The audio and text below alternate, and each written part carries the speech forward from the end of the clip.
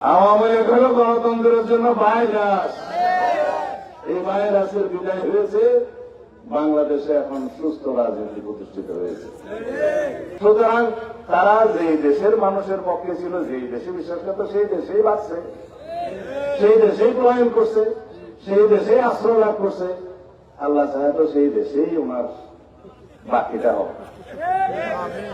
15 বছর অনেক ভোট প্রতিষ্ঠা করতে ওরা এই মরদ কথায় 15 বছর লাগছে না,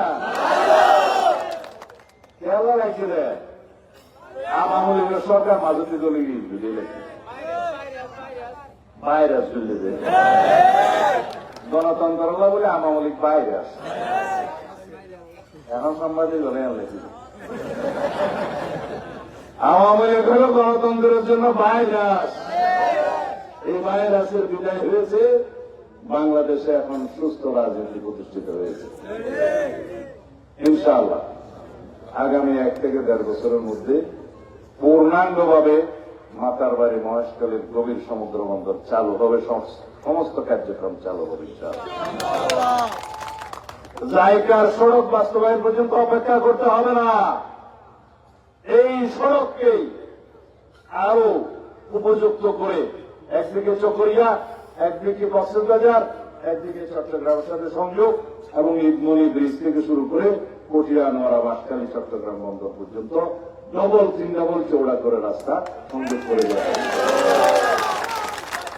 1 থেকে 1.5 বছর 2 বছরের মধ্যে আপনারা যদি দোয়া করেন, আমার জমানো যদি বরকত থাকে, ইনশাআল্লাহ এটা দিয়ে কোর্ট শুরু হয়ে যাবে।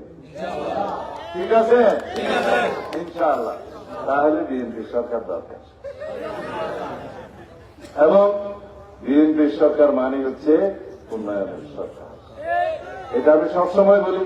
সাংবাদিকরা বলে যে ডেলি এক কথা বলেন, তাহলে আমি ডেলি এক কথা না বলি কি বলছি? কারণ বিএনপির জন্যই হয়েছে দেশের উন্নয়নের জন্য, শহীদ রাষ্ট্রপতি জিয়া রহমানের জন্মই হয়েছে এই দেশের স্বাধীনতার ঘোষণা দেওয়ার জন্য। শহীদ রাষ্ট্রপতি জিয়া রহমান সেনাপ্রধান থাকাকালে বাংলাদেশের যে গণতন্ত্র হরণ হয়ে গিয়েছিল, সেই গণতন্ত্রকে উদ্ধার করার জন্য জন্ম হয়েছিল শহীদ রাষ্ট্রপতি জিয়া রহমান। যদি 7 নভেম্বরে বাংলাদেশের চিন্তায়কৃত গণতন্ত্র এবং সার্বভৌমত্বকে রক্ষা না করতেন, তাহলে আমরা এই গণতান্ত্রিক বাংলাদেশ দেখতাম না। 1979 সালে শহীদ রাষ্ট্রপতি জিয়া রহমান বহুদলীয় গণতন্ত্রের প্রচলন না করলে আমরা এই বাংলাদেশ দেখতাম না। যদি স্বৈরাচার সামরিক শাসকের স্বাদ বিরোধী গণতান্ত্রিক আন্দোলনে 9 বছরের সংগ্রামের মধ্য দিয়ে যদি স্বৈরাচার মুক্ত না হতো, সামরিক শাসন মুক্ত না হতো দেশনেত্রী বেগম খালেদা জিয়ার নেতৃত্বে, তাহলে আমরা এই বাংলাদেশ দেখতাম না।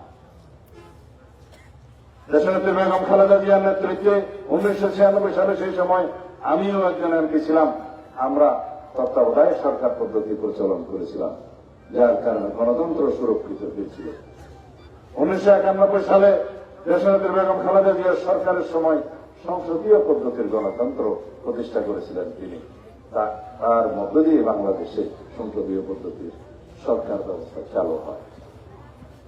তাহলে এই দেশের স্বাধীনতা, এই দেশের গণতন্ত্র রক্ষা, এই দেশে বহুদলীয় গণতন্ত্র প্রতিষ্ঠা, এই দেশে সংসদীয় সরকার পদ্ধতি প্রতিষ্ঠা, এই দেশের তত্ত্বাবধায়ক সরকার পদ্ধতি প্রতিষ্ঠা, এগুলো সবকিছুই শহীদ রাষ্ট্রপতি জিয়া রহমান এবং দেশনেত্রী বেগম খালেদা জিয়ার হাত ধরিত হয়েছে। এটাই তো বাংলাদেশের ইতিহাস। আর শেখ হাসিনা এবং আওয়ামী লীগের ইতিহাস, গণতন্ত্র ধ্বংস করো, তত্ত্বাবধায়ক উঠায় দাও, এক দলের শাসন কায়েম করো, এক ব্যক্তির শাসন কায়েম করো, অতঃপর গণঅভ্যুত্থানের মধ্য দিয়ে পলায়ন করো। এই তো কথা। সুতরাং আমরা যারা বাংলাদেশের পক্ষের মানুষ, তারা আমরা জানি বাকশালীরা, আওয়ামীরা এবং শেখ হাসিনারা কোনদিনই এ দেশের মানুষের পক্ষে ছিল না। সুতরাং তারা যে দেশের মানুষের পক্ষে ছিল, যেই দেশে বিশ্বাস করত, সেই দেশেই বাঁচছে, সেই দেশেই প্রয়ণ করছে, সেই দেশেই আশ্রয় লাভ করছে। আল্লাহ চাহে তো সেই দেশেই ওনার বাকিটা হবে।